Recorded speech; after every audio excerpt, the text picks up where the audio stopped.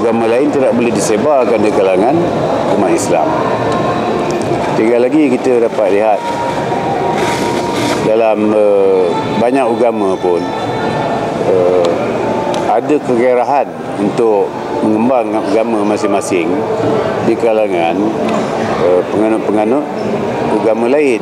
Ini sepatutnya tidak berlaku. Kesemuanya ini sepatutnya mesti kita fahami untuk kita menjaga keamanan di negara kita. Tinggal lagi kalau ada orang yang dengan sukarela ingin untuk menganut agama yang dipilih sendiri, ini tidak ada masalah. Berhubung dengan kejadian yang berlaku di Selangor ni, kita harus dapatkan bukti yang sahih, bukti yang lengkap. Saya takut ianya dimainkan oleh pihak-pihak yang tertentu. Tindakan pihak berkuasa yang mungkin pergi memeriksa dikatakan sebagai pergi menyerbu. Ini satu perkara yang tidak begitu baik, sebab ada beza antara memeriksa, menjalankan pemeriksaan dengan menyerbu ataupun menggeledah. Ini sesuatu yang kalau dimainkan akan menimbulkan ketegangan di kalangan penganut agama masing-masing. Kalau yang terlibat tu agama Islam dengan agama Kristian, maka akan berlaku pertelingkahan, ketegangan antara penganut agama Islam dan penganut agama Kristian. Kita orang Islam, kita punya tanggungjawab tersendiri. Itu sebabnya ada hadis Rasulullah yang maksud bahawa kefakiran itu hampir kepada kekufuran. Kalau kita hidup miskin, apa-apa kerana, dan sampai saat ada orang akan cuba membantu kita, kita tak akan kira lagi siapa yang akan membantu kita. Asalkan kita dapat makan, dapat pakai dan dapat tempat tinggal. Yang ini yang berbahaya pada kita semua. Itu sebabnya umat Islam ni digalakkan untuk bekerja, berusaha, lepas tu berhubung antara satu sama lain, tolong-menolong, mengeratkan tali silaturahim. Itu yang penting. Kalau kita susah, kita fakir, kita apa kerana, siapa tolong pun kita akan ambil. Dan kalau orang menolong tu ikhlas, tidak apa. Tapi kalau orang menolong tidak ikhlas, contohnya katalah seorang lelaki menolong perempuan yang sedang susah, tidak mempunyai kekerasan, macam-macam boleh berlaku.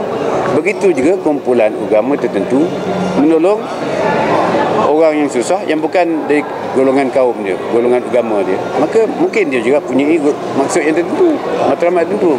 Yang ini kita perlu berhati-hati. Kita perlu melihat dari dalam juga. Kita perlu melihat ke dalam bahawa kita juga bersalah. Orang Islam sendiri juga bersalah. Kita sepatutnya mesti pertingkatkan dakwah kita, kita mesti pertingkatkan bantuan kita, bukan setakat semasa hari raya, semasa hari bulan puasa saja. Sepatutnya bantuan ni kita mesti berterusan. Kita bantu orang berterusan. Duit Baitul Mal, duit kerajaan ni duit orang ramai, bukan duit tok kita. Dia ada prosedur tertentu, isi borang sebagainya. Kalau mengisi borang kita anggap sebagai susah, habis apa yang senang? Kita beri begitu je duit, tak mungkin. Kenalah isi sikit, ada prosedur semua. Jadi Baitul Mal ni duit orang ramai, duit rakyat, duit orang. Kita takut nanti kalau kita beri dengan mudah, orang yang malas kerja pun, badan sihat, segar, bugar, duit simpanan banyak, tapi dia malas kerja, datang pergi Baitul Mal. Baitul Mal mudah sangat pergi, pergi. Hari-hari Baitul Mal kering. Baitul Mal nanti minta segar. Sejak saya kecil lagi sampai saya sekarang ni, umur 61 tahun, zaman tok nenek kita lagi sampai sekarang, kita dengar orang sebelum azan ada tarhim, dan melalui pembesar suara, tiada masalah pun. Saya tak nampak sekarang ni timbul masalah apa. Adakah masalahnya timbul kerana mereka nampak seolah kerajaan sekarang ni lemah, atau adakah kerana orang Islam sendiri berpecah belah?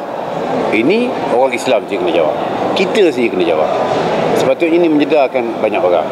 Kita tidak pula berhajat untuk kita bertempik sekuat-kuat hati membaca Quran, membaca tarhim, membaca ataupun melaung azan sehinggakan semua orang gempar.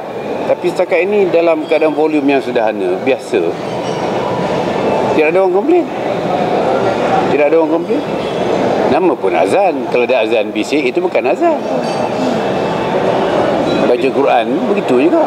Kalau itulah yang dikatakan Maknanya pembangkang ini menghalalkan apa saja asalkan dia berkuasa.